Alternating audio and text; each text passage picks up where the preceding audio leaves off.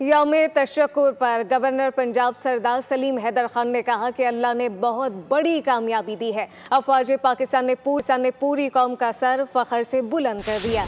इन्हें खराज तहसीन पेश करते हैं। हम कभी जंग नहीं चाहते थे, हम पुरम लोग हैं, लेकिन इसे हमारी कमजोरी ना समझा जाए।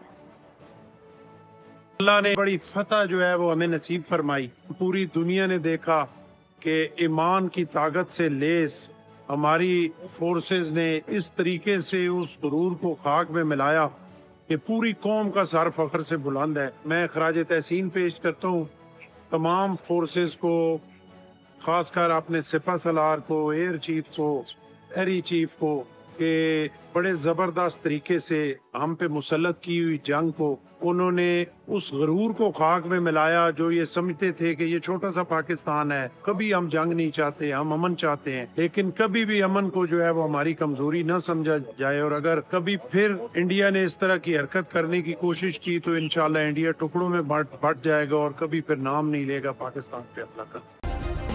सब्सक्राइब करें और बेल दबाएं ताकि कोई खबर रह न जाए।